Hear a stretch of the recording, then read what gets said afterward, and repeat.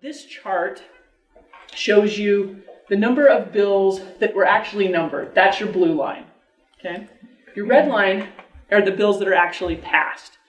What I don't have graphed for you is bill file requests. So any legislator can open up a bill file and say, I want to open up a bill and I want to talk about business personal property. And this year we had 1,359 bill files that were opened. And so you can see that, that's obviously far short of what actually received a number. And part of that is because you just simply can't get everything drafted and vetted by the Office of Legislative Research, who is our professional, nonpartisan drafting office, or receive a fiscal note from our legislative fiscal analyst, again, a nonpartisan office whose job it is to decide how much things are going to cost.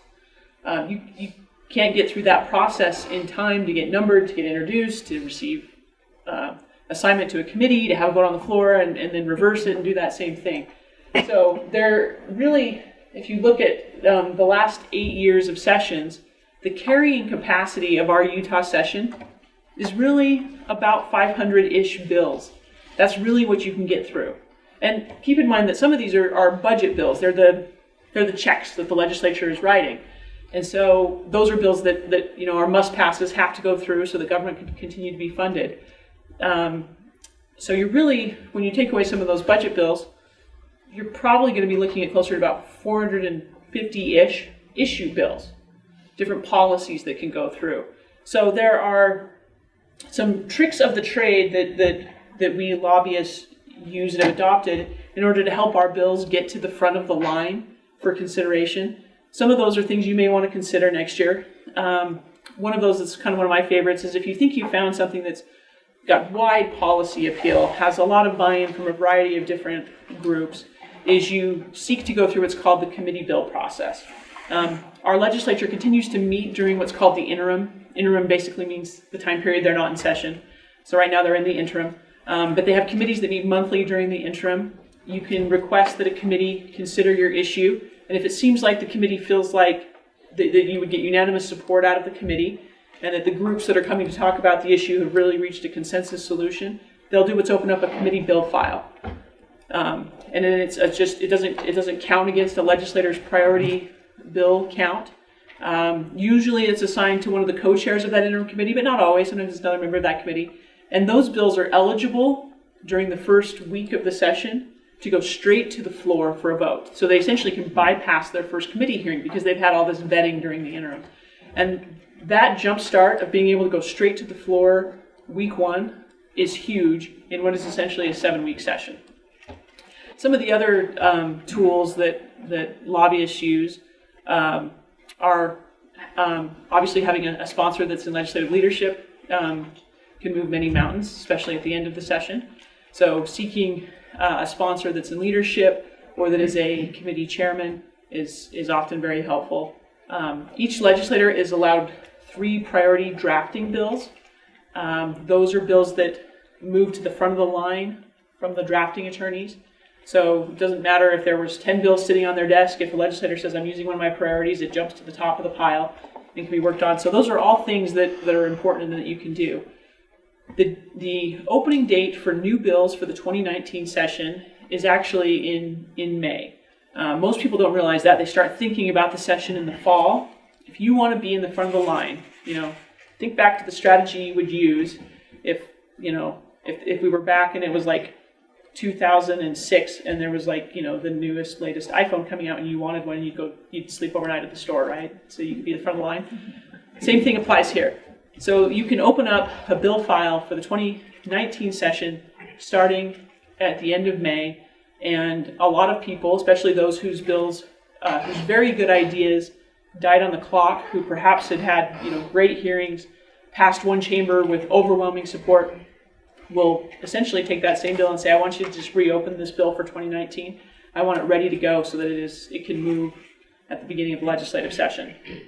The other thing I always like to show people, because I personally find it kind of fascinating, there we go, is how many bills pass each week of the session. So as I've mentioned, 45 days, calendar days, 33 working days. Essentially this boils down to 7 weeks. Keep in mind that the 7th week is actually not a full week but it is by far the longest week. So the session actually ends at midnight on a Thursday. But that last week, the legislature is often on the floor, and at that point, they actually don't have any committee hearings. You're just fully on the floor doing votes. Bills at that point should have had their committee hearings, and now they're just trading chambers for final votes. They're often on the floor that last week until very late in the evening. 10 p.m. is not unusual. And then, of course, on the last night, they go straight up until midnight. The computers do lock. There's lots of great old stories before digital clocks, before computers, before we were so internet-based, where something important was not quite getting done, and someone would go and move the hands of the clock back an hour, or they'd throw a blanket over the clocks that are in the chamber so that you could be like, oh, I don't think it's midnight. No, I think we still have another half hour. Representative, go ahead, present your bill. That doesn't happen now. The computers actually lock and freeze. And so you have never seen such a group of stressed out people as those people whose bills are on the bubble for a final vote starting at about 10 o'clock. And you start getting people who are just like, please, please, please, can we not all express all of our opinions on this bill? If your opinion is the same as someone else's, perhaps you don't need to express it. So you get a lot of really stressed out legislators, a lot of really stressed out interest parties who are hoping that they'll move quickly through that process, because it is a heartbreaker when you lose a bill on the clock. This year, I lost one on what's called concurrence. When you pass a bill through one chamber and then it has an amendment in the other chamber, after it passes that second chamber, it needs to go back to the originating chamber so that body can say, yeah, we agree with the amendment or we don't agree with that amendment. Often, especially in our session where you have this tremendous pressure of the clock to work out issues, or you're stuck and have to wait a whole another year to come back, those amendments are usually something that you've worked out, that you've agreed upon. The concurrence vote is easy peasy. So we had a bill for a client that had a small amendment in the Senate. It was no big deal. We managed to pass the Senate at 11:45 on the last night. The physical bill file just needed to be walked down to the other side of the building and handed in for a quick concurrence vote. The person walking that bill did not walk fast enough. So we did not get our concurrence vote by midnight. We have to start over again next year. And that is one bill file I will be opening on May 20th. Because it essentially passed both chambers, just in slightly different forms. I know that when people see this chart, it gives them a lot of concern that a lot of bills pass in the last week of the session, and maybe those bills don't receive as thorough vetting as things that are passing in different weeks of the session. This year, in our last week, we passed 286 bills. Keep in mind that often the bills in the last week, they have had committee hearings in their originating chamber. They've had a floor vote in their originating chamber. They've often had a second committee hearing. In our system, you're not required to have two committee hearings. The legislature likes the issue to have committee hearings in both chambers, but it's not essential. It's one of those tools and tricks we've adapted in order to accommodate a very short session. But there is a lot of work that gets done in that last week. The other thing to keep in mind is in those early weeks, our session is very regimented. Weeks are very standard from year to year to year. In the opening weeks of the session, you have appropriations committee hearings. Those are the committees that talk about the budget and money. You have standing committee hearings, and you might have an hour of floor time each day. And as you progress through the session, the amount of time you're spending in appropriations hearings, standing committee hearings, and floor time shifts to the point where the committee hearings slowly fade away and you're just spending time on floor votes. So the session is designed on the front end to have a lot of committee time and very little floor time. And by the end of the session, we've reversed that. No committee time, all floor time.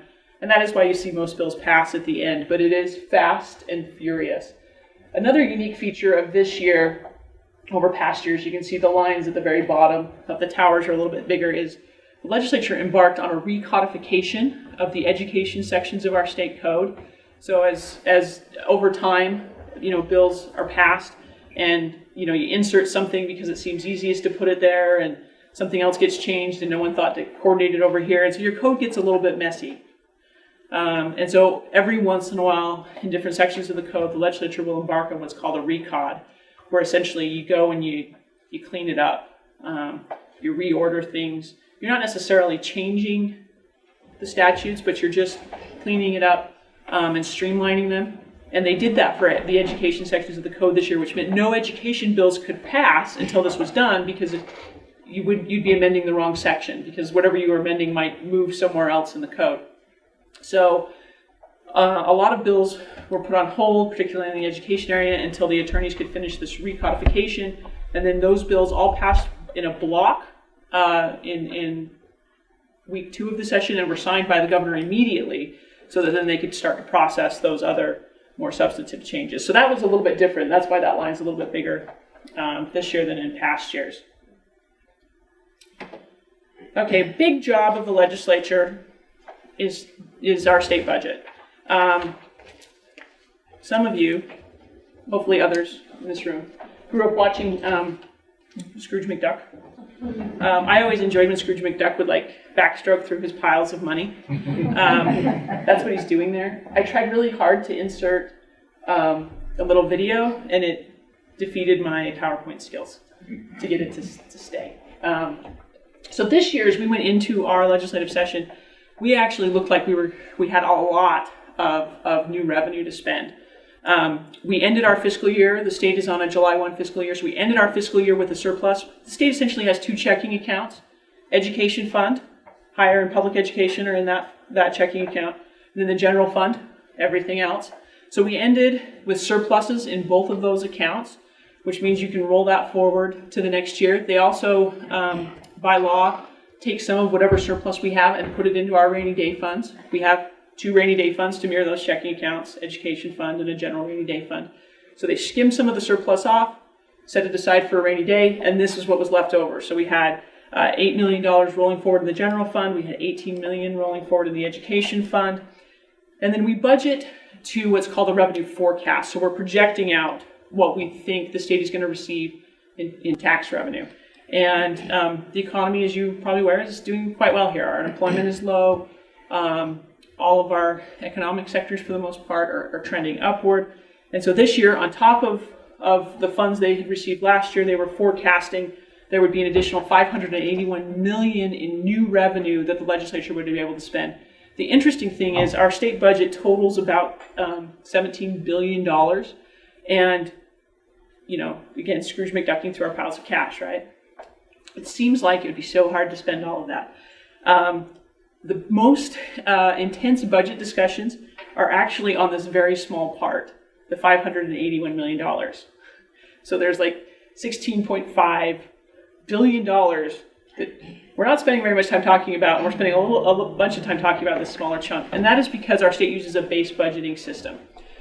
All of the departments of the state submit their base budgets. It's essentially their funding that they received last year. The legislature spends the first week of the session kind of scrubbing those base budgets, making sure that programs haven't phased out, that they met their targets, things like that. Sometimes they find a little bit of money in base budgets, but essentially we move those budgets through, and they pass very early in the session. This was done because about 10 years ago there was a governor who decided to hang up the base budgets. This will give it away because she wanted a K-3 reading program, and the legislature thought, we will never again pass the base budgets at the end of the session so the governor can hold them over us. We will pass them at the beginning of the session. If you pass them by a certain deadline in the session, the governor has to sign or veto by the end of the session, so the legislature knows where they're negotiating. So we pass these base budgets early, and then they really fight about the new money. So anyone who wants to grow a new program, receive a new building, give raises, they get to fight over this smaller chunk of new revenue that comes in. And of course, another interesting feature of this session is that the federal government, though usually they can't really get anything done, managed to pass federal tax reform right at the end of the year, which gave the state of Utah, they were estimating somewhere between $25 and $80 million of pass-through money in income tax because of those changes that flow through to Utah, because we base our state income tax on federally adjusted gross income. So we started the session and things looked pretty darn rosy. There were a few things the legislature decided they would kind of pre-spend and take those monies off the top. One of those is in 2010 when we had our recession. The legislature, it was a multi-year recession. They started out by tightening belts. By the end of the recession, they actually did dip into our state rainy day funds. They borrowed $205 million from the rainy day funds and essentially gave themselves a promissory note that they would pay that money back within 10 years so that the funds would be at that level, plus they've put some more in. So this was that anniversary of the 10-year note on borrowing that. And so the legislature made good and paid back out of those new revenue funds $85 million to our rainy day funds so that they are now solvent to the point they were before our Great Recession. As a Utahn, no matter what areas you are personally involved in or care about, I think this should make you feel good. That we have these rainy day funds, they're setting these aside because we weathered, from a state government perspective, the recession much better than other states because we had these reserves. Other states didn't have as robust of reserves, or they spent through them in the first year and then were out of them for the subsequent years of the recession. So this is one of those like little known things that when you see your state legislators, you should say, thanks for saving some money. Next is there was an interesting kind of software oops on insurance policies.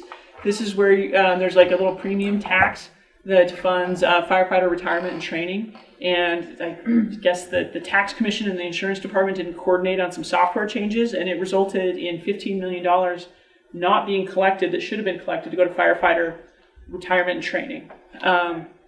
So the state said we probably, not saying it was your fault.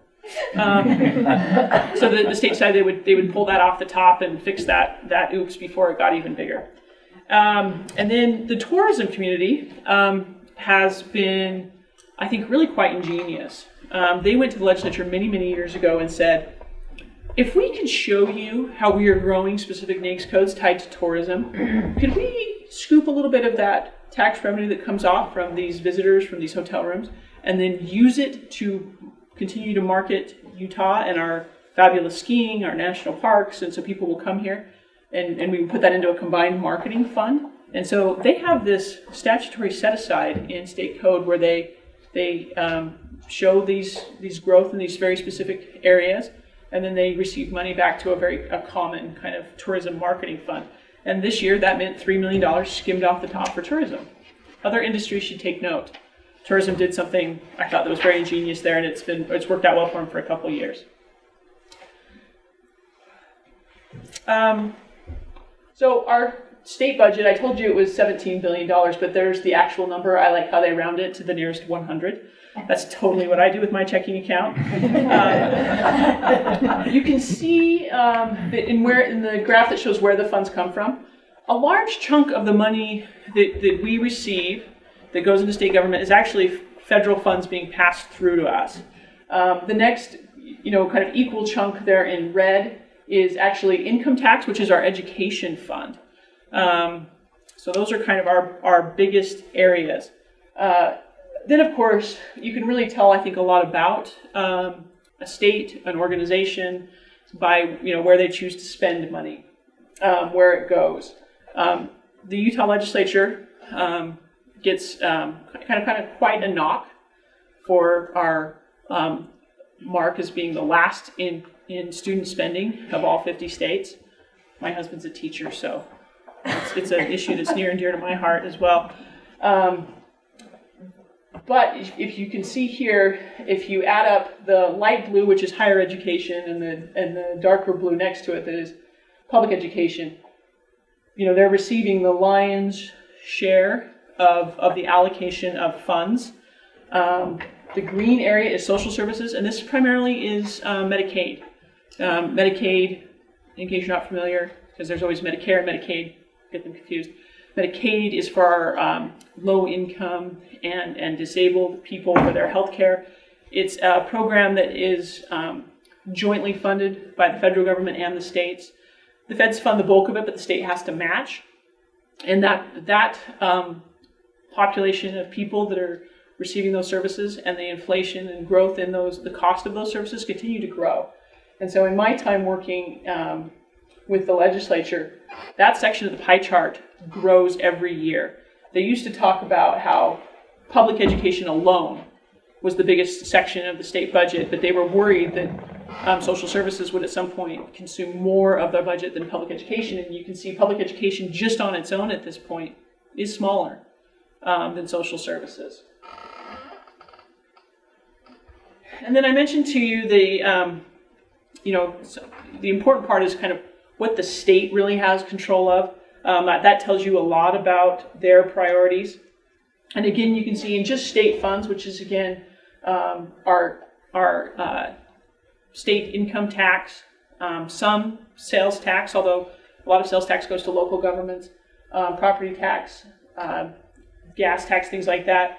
Public education and higher education are receiving the bulk of the funds that are totally, organically raised here in the state. And then, of course, new money. So if you want to know really where the legislature is putting a lot of emphasis, look at where they're spending the new money, the money that's not already tied to something, where they're free to send it wherever they want. The bulk of that went to public education, and then another significant chunk went to higher education.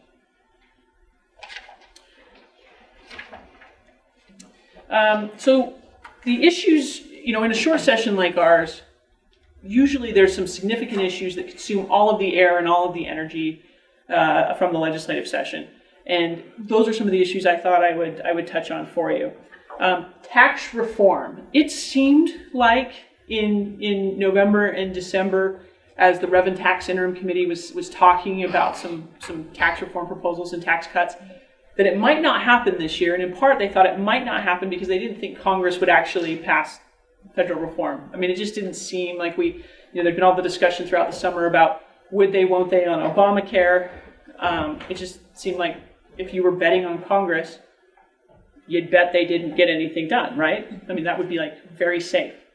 But they did, and all of a sudden that threw the state of Utah into some real planning for potential tax reform. There was a lot of talk early on that there would be an omnibus bill, an omnibus tax bill, and then legislative leadership said, no, we want to break these into individual components. We want to see which rise to the top, which are the most popular with the public, which are most popular with legislators. And so you saw several different tax bills come through, income tax reductions. You saw your business personal property bill come out as a standalone single sales factor, what's called the 3-year life issue. All of those came out as individual bills and started moving through the process.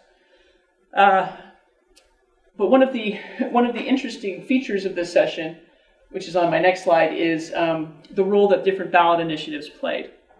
And if you're not familiar with some of the initiatives going through that are, people are knocking on your doors right now looking for signatures. One of those is an initiative by a group called Our Schools Now.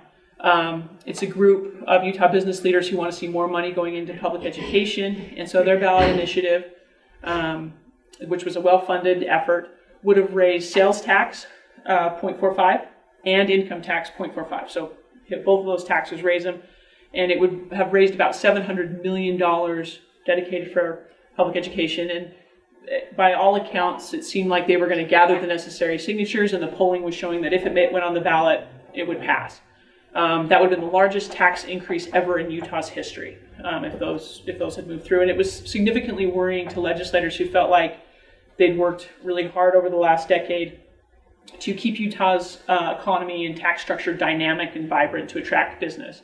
So they entered into some negotiations, the classic closed-door type of back hallway negotiations with Our Schools Now on what would get them to drop their initiative. And what came out of that was a package that moved through very quickly in the last 2 days of the session. HB 293, which had been one of these tax bills out there kind of standing individually. This one was a tax bill that dealt with property tax, and a property tax bill that would have equalized property taxes between all of the different school districts. So that was kind of out there as a kind of a sleeper bill, but it became the vehicle because it was run by Representative Bradshaw, who is the House Budget Chairman. So they actually changed the title on his bill, and they threw in the bulk of this Our Schools Now compromise. It's a little bit numberish, so try and stay with me because it's math. So the it did kind of four very important things, four major things. So the first thing it did is it brought in a bill Dan McKay had been running to lower income tax, both personal income tax and business income tax. We're at a 5% rate, so the bill lowers income tax to 4.95%, which is a tax cut of about $56 million for individuals and businesses in Utah. The next thing it did is it brought in another bill that deals with what's called the single sales factor. Don't get confused because I said sales that it's sales tax. It's an income tax formula that businesses use. Some industries in Utah had been on a 3-factor formula of payroll, property, and sales. That was how you figured out what your income tax was going to be. Some were on a 2-factor, and some industries were on a single factor. Primarily manufacturing and mining and different types of heavy industry were still on a 3-factor formula, and a lot of other states have shifted to only using sales, a single factor formula. And the reason being is they want to incentivize companies to bring their payroll to your state and bring their property to your state. So you incentivize job creation by changing this formula. So this was something the broader business community had asked for a number of years. And so it's a tax cut.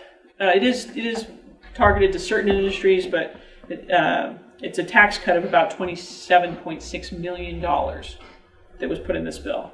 Our schools now wasn't just looking for tax cuts, so these are your offsets. There is on your property tax bill. Next time you're, having a fun Friday night and you look at your property tax bill, you'll notice there's a lot of different levies on there. One of those is the statewide basic levy. So this is the state portion of property tax that goes to education. There is going to be a 5-year freeze of the statewide basic levy.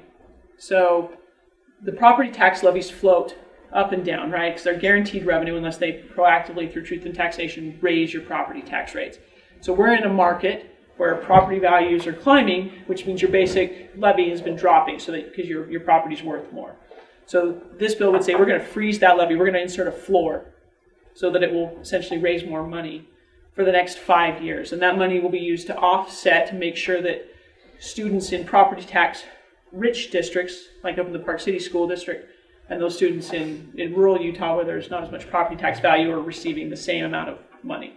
So that is estimated to generate about $36.1 million in new property tax revenue for public education. The next piece, and this one was a little bit kind of wonky and complicated, is you've probably all heard of indexing of various taxes to, say, inflation or other factors.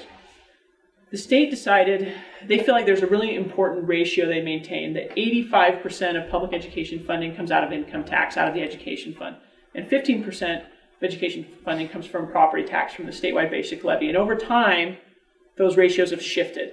The property tax is collected less, and they become more reliant on income tax. And the legislature wants to maintain this 85-15 ratio. So they are going to index the statewide basic levy to what's called the WPU, the weighted per pupil unit. It's essentially the per backpack funding that they assign per student. And so that the levy will now be tied to the WPU like it would an inflation factor, but this will be different. It'll be specific. The legislature increases the WPU every year. Some years they're feeling really generous, and it's 3% or 4%. Usually the education community wants to see it at least 2.5% in order to cover inflation and healthcare cost increases. Otherwise, you don't really see any increased pay to teachers' paychecks. So now, for in perpetuity, we're going to see that basic levy tied to whatever percentage the legislature increases the WPU. And that's in year one. Keep in mind this is going to go on in perpetuity, but in year one, that indexing is expected to generate about $18.6 million that would again be dedicated to public education.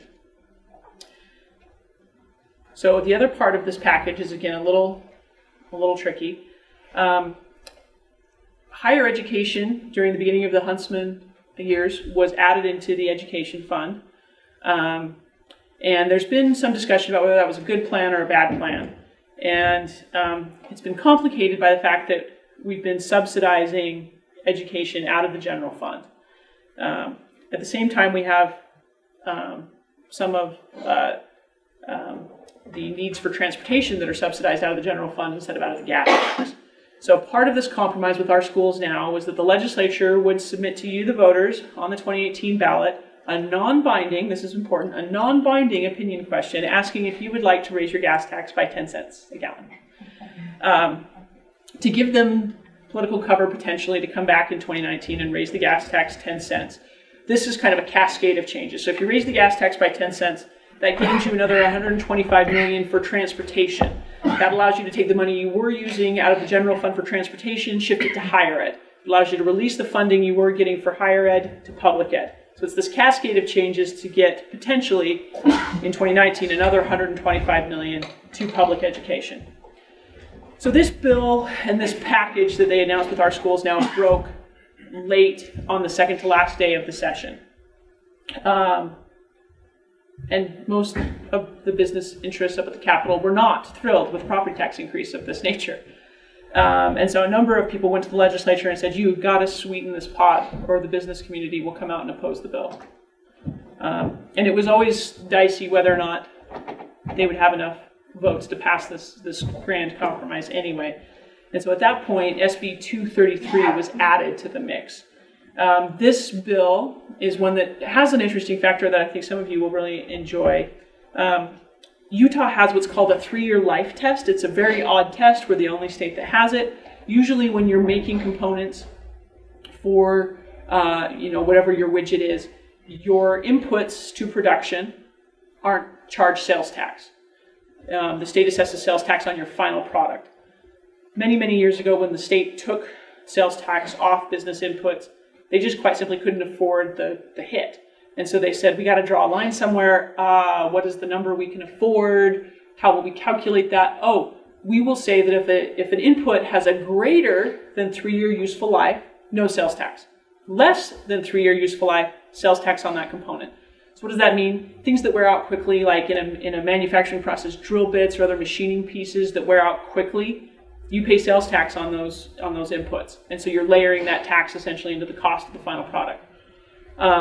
The other thing that's kind of often cited as being unfair is if you're a manufacturing process that is running 24/7, you've got 3 shifts running, you'll obviously wear through those things faster than somebody who's just running 1 8-hour shift. So the business community said, you gotta add this in. It was going to be a tax cut of $58 million, meaning the legislature was going to need to fund $58 million in order to switch this and provide additional incentives for Utah to have more manufacturing here. So they did something creative. I think Carol's going to like this. So they tied the funding of this bill to the outcome of the Wayfarer versus South Dakota Supreme Court case on online sales tax collection. It's estimated that Utah is missing out on about $200 million every year in online sales tax. And that court case has been taken up by the Supreme Court. It's been scheduled for hearings. It's anticipated there would be a final verdict sometime in June. If the verdict is in favor of the states being able to collect sales tax, the first $58 million that is collected would go to implement and offset 3-year useful life. So that tax package and all those discussions as those bills started to move through individually and then came together in this kind of our schools now compromise, consumed a lot of time and energy in a 7-week session. You can imagine that just running the spreadsheets on these things as they're coming together takes a lot of staff time. And so this area consumed a lot of time and energy during our legislative session. The next area was transportation governance. Did anybody notice anything about UTA in the news over the first part of the winter? It was hard to miss. So there was a task force that met all of last year looking at UTA's governance, looking at different perhaps tax changes so that we can have more transportation and more transit. Transit is obviously seen as being a key component to addressing some of our air quality issues here in the valley. So this task force met, and the not so secret agenda of this task force was really to reform UTA.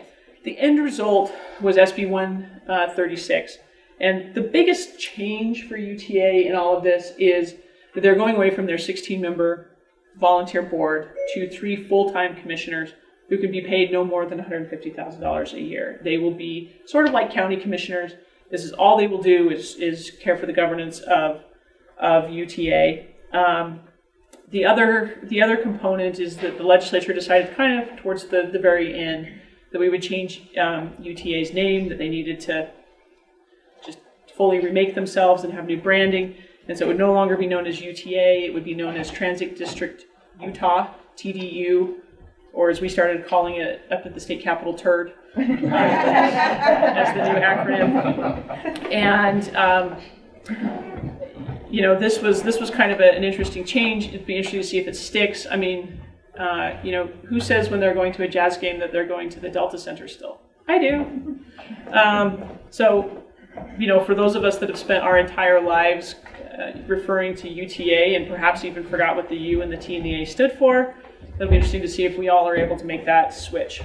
The other thing that's important is that for a long time, we have had what's called the Transportation Investment Fund. It's funded with gas tax and also some sales tax that is dedicated to transportation, traditional transportation, roads. And UTA has never been able to tap into that in order to build transit.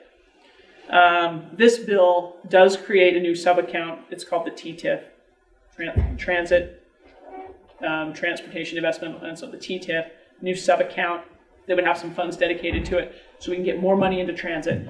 And I think anyone that lives along the Wasatch Front probably sees the value in that piece of this bill in particular, despite some of the things that seem a little more silly, like the name change.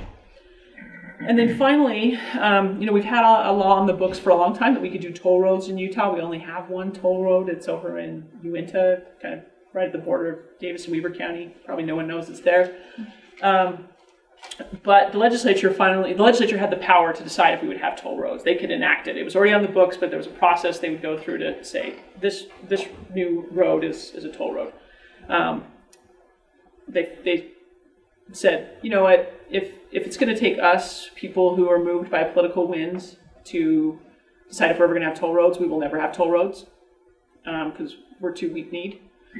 So they gave UDOT the authority. They moved it down a level and said, UDOT will have the authority to do this. They'll study it. They'll propose it through their transportation commissioners. If they feel like a project is needed and this is the way to fund it, then we could have a toll road.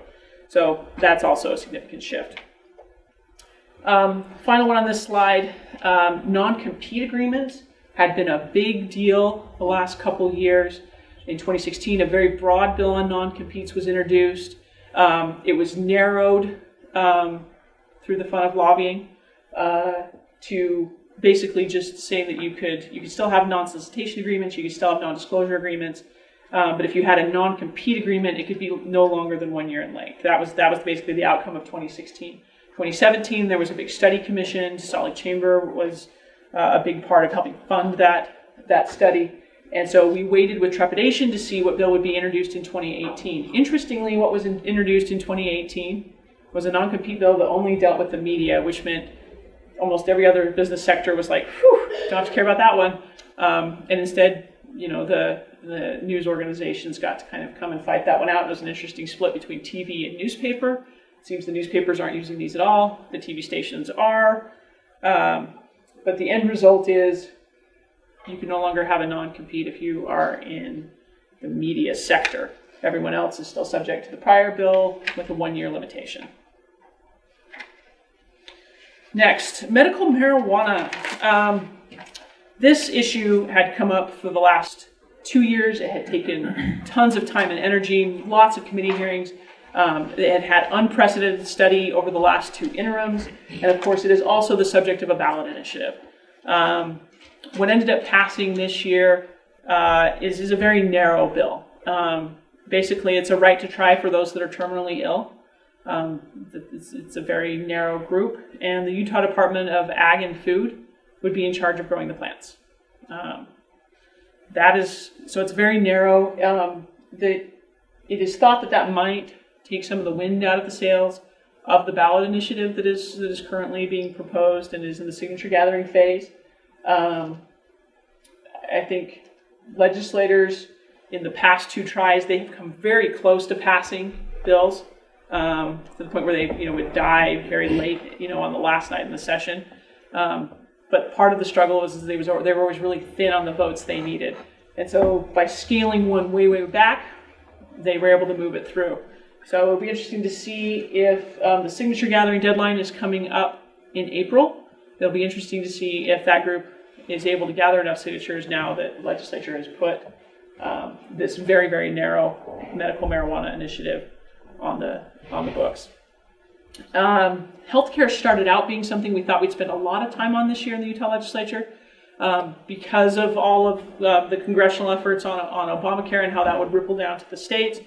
Obviously, because Congress did nothing, the state can essentially do nothing. Its hands are tied, and really what became the only kind of tinkering they did on healthcare is that the Obama administration had signaled and told Governor Herbert when he was trying to find some kind of a compromise halfway measure that he would never accept what's known as a work requirement, that those that are receiving Medicaid have to work. And when President Trump took office, he signaled that he would flip that he would be interested in receiving waiver requests from states that included a work requirement. So some states quickly then applied for that. So Utah has passed a bill asking the health department to go seek a waiver to expand Medicaid. It would include this work requirement. There are ways to not have the work requirement if you can demonstrate you're providing child care, if you're disabled, if you're in college or engaged in other type of work training efforts. But the other thing that this waiver request would include would be state caps on matching funding. States are always worried because they're required to financially participate in Medicaid, that if they expand the pie of who can participate, that it'll continue to consume more and more and more of the state budget, and they won't be able to control for those costs, because once you expand, it's very hard to take back. And as you saw from those earlier pie charts I showed you, our social services budget has been growing. So this waiver request passed. So it's not a for sure thing that we will get this waiver from the federal government to expand Medicaid. If it did expand, it would provide health insurance for another about 90,000 Utahns who currently don't have health insurance. I don't want you to get too optimistic. Arkansas was ahead of us in submitting a waiver for the work requirement and including these caps on state spending, and their waiver request was denied. So this may not happen, but they did move that through. The other thing in healthcare the legislature spent, quite frankly, a lot of time on is drug addiction and opioids. What could they do there? And so a lot of their efforts focused on reporting to what's called the Controlled Substances Database. It's a database that doctors, that pharmacists, that law enforcement can all contribute to and check to see if they can find somebody who is abusing drugs or who is diverting drugs into illegal sales, things like that. They also were trying to look for ways to encourage doctors to prescribe less. It does seem like they are tinkering around kind of the edges of a problem that is much bigger than the state can probably get its hands around. Because you have doctors that are saying, yes, we'd love to prescribe more, or we'd love to prescribe less. We're happy to contribute to the data, to the Controlled Substance Database, but we still have to be able to manage for pain. We don't have great alternatives for pain yet. Pharmacists as well are saying we're happy to report to the Controlled Substances Database. We're happy to notify when we think a diversion is taking place of drugs that are going where they're not supposed to. But if a doctor has prescribed something, we are bound to fill that prescription. So there were a whole host of drugs and a lot of discussion about opioids, but I think a lot of the changes we did really are just kind of on these fringes because they don't have other great pain options. Ballot initiatives, as I've already alluded to, the fact that these initiatives are out there did influence the legislature. We would not have had this particular tax package without our schools now looking like it would be successful. We probably wouldn't have done this very narrow medical marijuana bill without that initiative going through. There are 6 current ballot initiatives that are filed that are in the signature gathering phase. None of them have yet met the threshold and been certified to be on the ballot in 2018. They still have until mid-April to get there.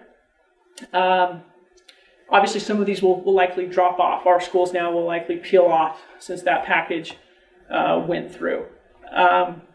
What is interesting about this is Utah has a very high threshold for ballot initiatives compared to other states.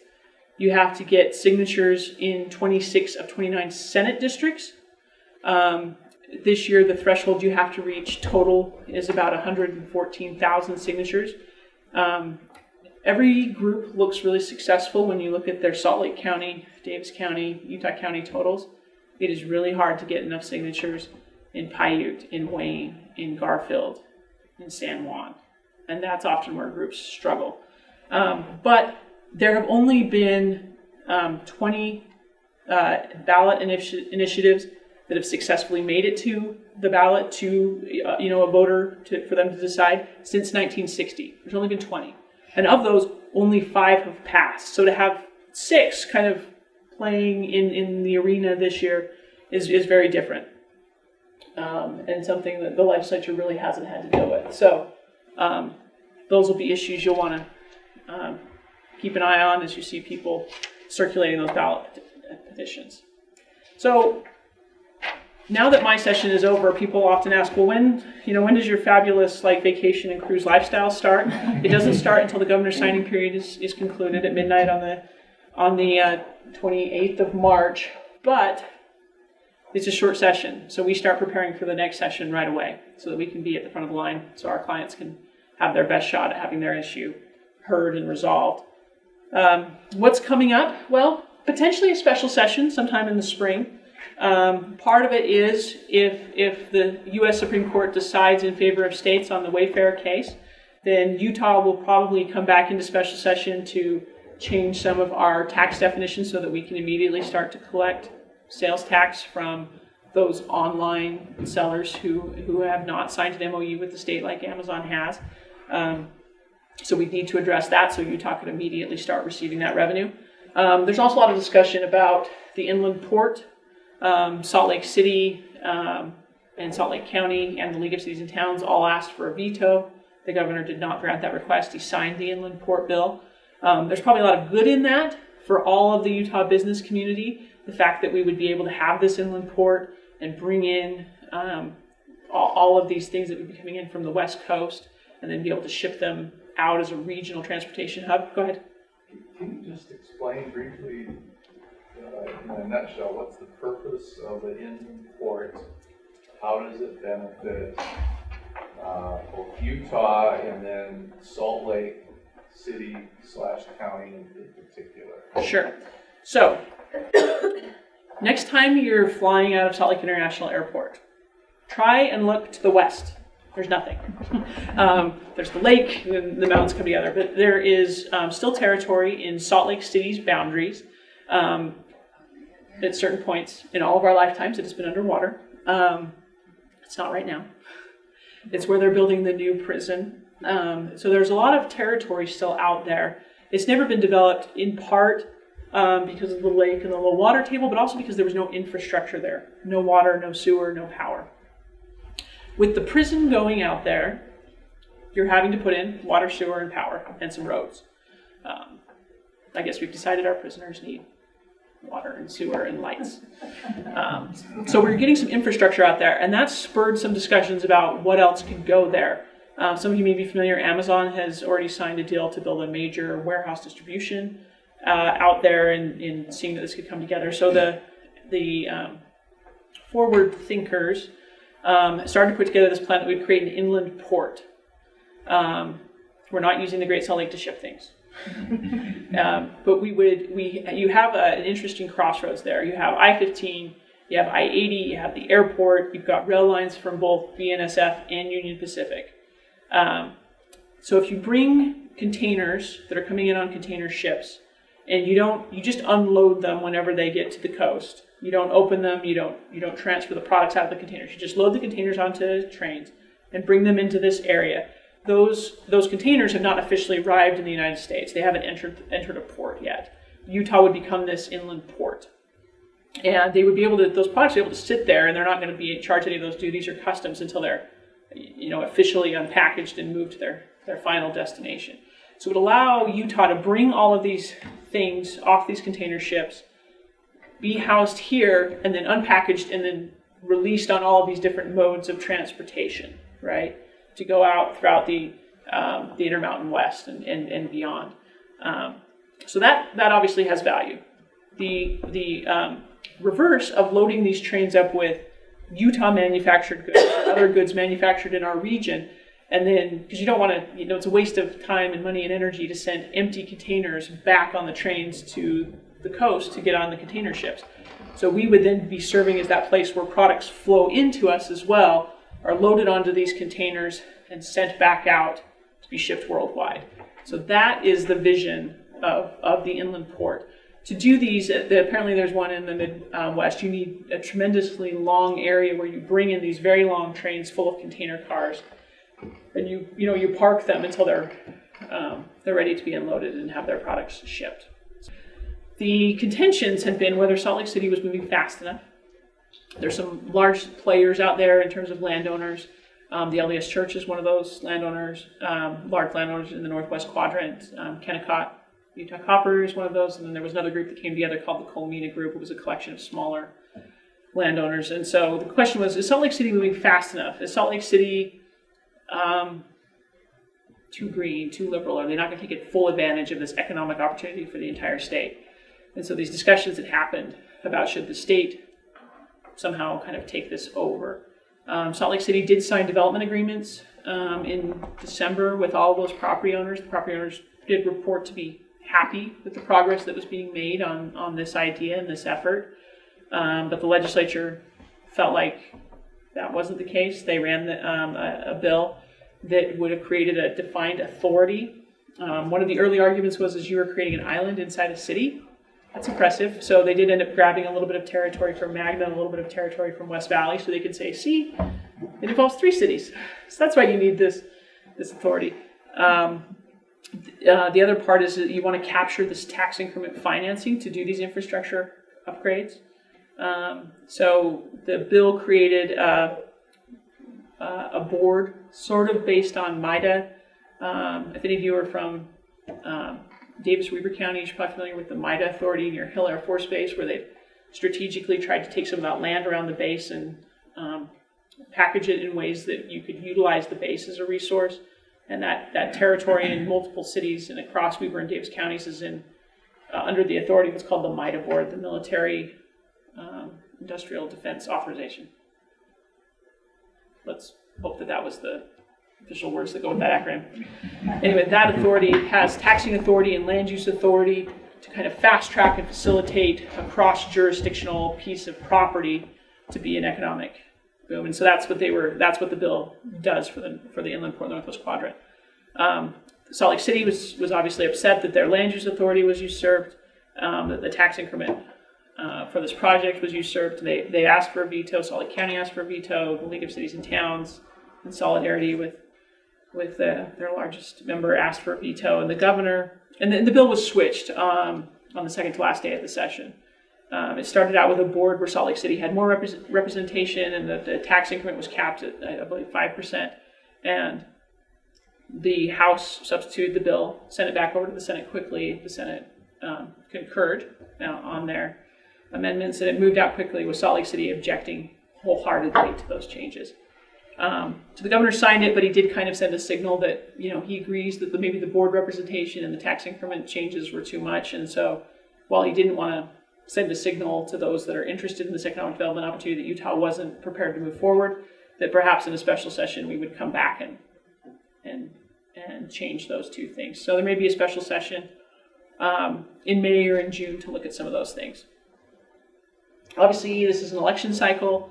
Federally, the midterms are a big deal. In the state of Utah, we will have a lot of primaries this year, in part due to signature gathering and in part due to the caucus convention process. That primary will be at the end of June, and for a lot of our districts that are either solidly blue or solidly red, the primary is the most interesting and important of those races. And so signature gathering in the caucus convention system in those seats that are unlikely to switch colors are very important, and that process is playing out now. Candidates gathering signatures also have until mid-April. County and state conventions will happen in early April to set up any of those June primaries, and so those will be very interesting to watch. All of our state house is up for re-election, and half of our state senate is up for re-election. And the other factor is that we'll have new leadership of our state legislature.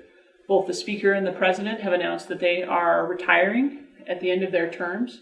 So we will have a new Speaker and a new President. There will also, the Senate leadership team has been very stable through 2 leadership election cycles, which are 2-year cycles. But we will have shakeup there, in part because President Niederhauser is retiring, but also Majority Leader Ralph Okerlund has been having some health struggles. He's awaiting a heart transplant, and so it's possible he may not come back, or perhaps his health won't permit him to come back. So, your number 2 leader in the Senate is probably up for grabs, and it's projected that probably Senator Stuart Adams and Senator Kurt Bramble will probably challenge each other to be Senate President. And of course, the 4th member of leadership, Senator Pete Knudsen, also announced his retirement. So you'll have kind of a robust campaign for leadership positions. Those always take place the week after the legislative session, or the week after the general election.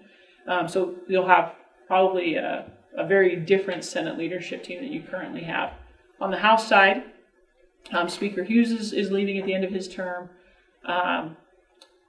All of those that are kind of below him in the 2, 3, and 4 spots, Brad Wilson, Francis Gibson, John Notwell, are all probably looking to slide up. It'll be interesting to see if they're able to work out whether they all slide up one slot, or if anyone feels the need to leapfrog and make that leadership election a little bit more interesting. And finally, alcohol. This will be an issue to watch for the summer. Utah, by the end of the summer, will be the last state with a 3-2 beer law that is a full-time 3-2 beer law. Minnesota has a 3-2 beer law, but it's only beer sales on Sunday, so I don't feel like that really counts. Oklahoma had been the largest state with a 3-2 law. They're going to phase out 3-2 in Oklahoma and go to 4% July 1, so that'll leave Utah the lone state. We make up a small fraction of what the brewers produce in 3-2 beer, and so they have signaled that they would probably cut their production of 3-2 beer. The vast majority of Utah alcohol sales take place in a grocery store or convenience store. Liquor stores are where your primary market for wine and spirits. There's not very much beer there. The Department of Alcohol Beverage Control have said they don't really have warehouse space or floor space to increase their beer offerings. So we could have an interesting issue this summer. The legislature has said they didn't want to address it during the session. They wanted to see if it was real. They wanted to see if there really was this shortage and what that would mean. So if you are a beer drinker, if you have a preferred grocery store 3-2 variety, you may want to stockpile now. The other thing I would like to point out is a lot of people think our .05 DUI law is actually currently in effect. It's not. It doesn't go into effect until New Year's Eve of this year. So plan your New Year's Eve celebrations appropriately. The legislature does not look like it is going to come back and address this issue, because even though it's not in effect, most people think it is in effect, and they have seen a drop in DUIs. And so the state thinks that's probably overall a good thing. So this is probably here to stay. That's it. So if there are any questions, I'd be happy to answer them.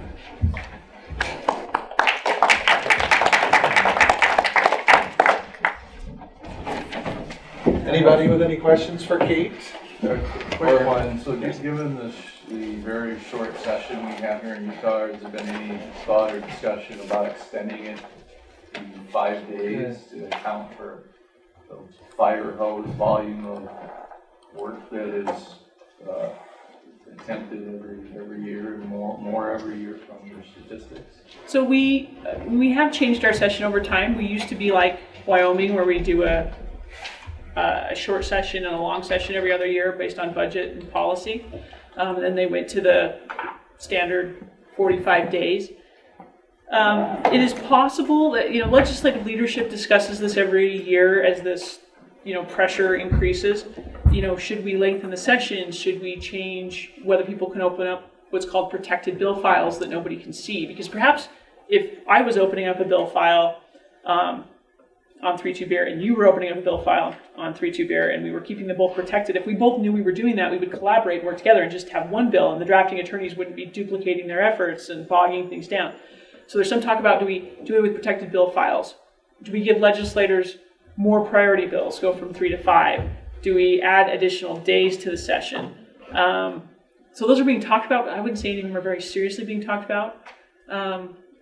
There is some method to the magic of a short session. You are encouraged to reach compromise faster or die on the clock and wait another year to try again. The clock forces you to do that. I have a good friend that lobbies in Arizona.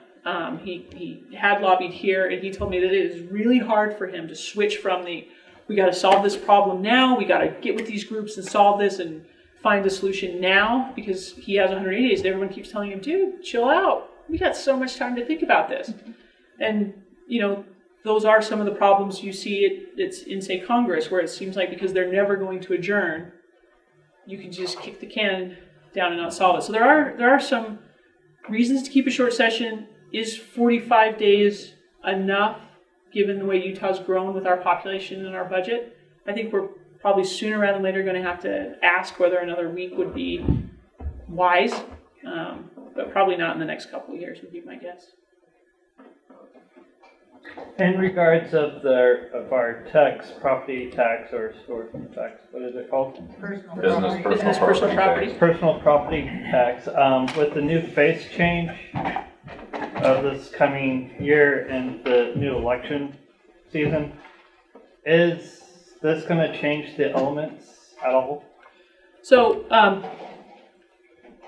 the supermajorities that the Republicans hold in the Utah legislature are very unlikely to change. You may see like that the Democrats pick up a few seats, but it's not going to switch the balance of power from Republican to Democrat.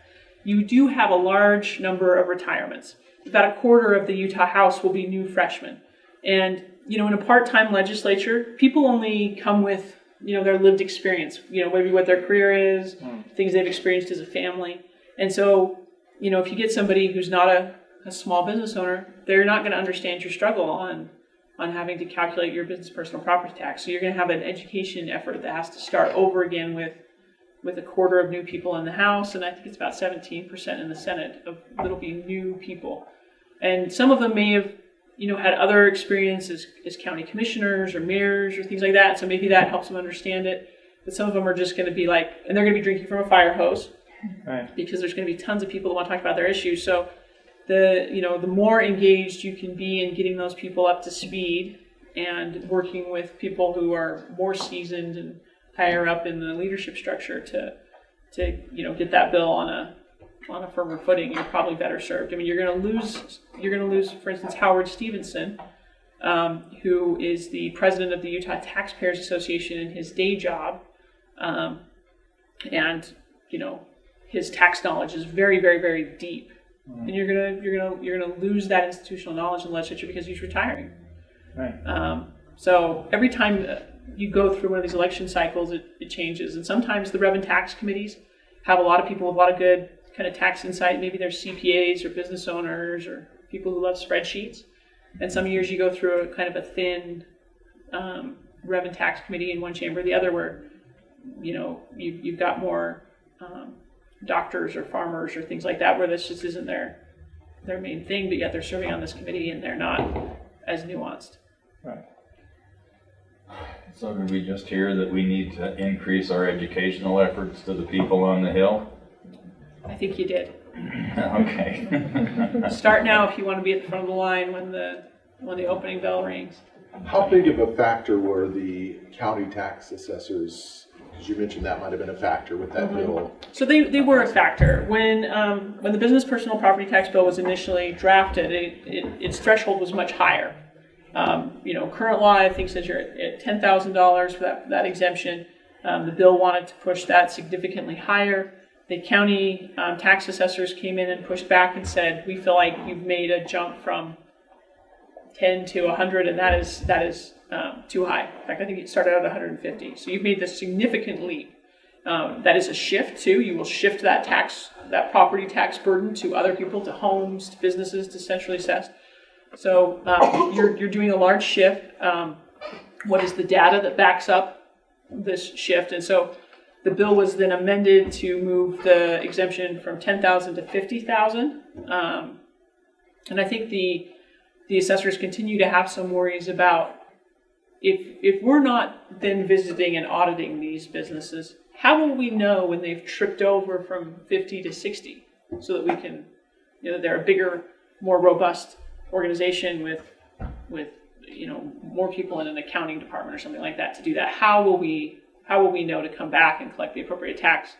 Because we won't have been there to see that they're growing. So my suggestion there would be to engage with the county assessors and see if there's some way to ease their worries, and then open up a bill file as soon as possible with a strong sponsor and present a kind of a consensus unified proposal. Are there any potential sponsors that would be friendly to a bill like that you can imagine in the Senate or in the House? So the chairs of the Revenue and Taxation Committees on the House side had been Steve Ellison, on the Senate side it had been Howard Stevenson. Howard Stevenson is retiring. Steve Ellison is running for re-election. So, and he is a CPA, and so he would be someone that would get it, that would understand it. He would be a good sponsor.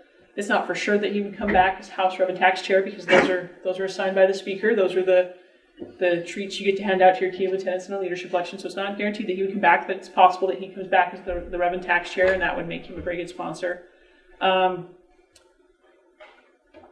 Representative Dan McKay was a former chair of the House Rev and Tax Committee.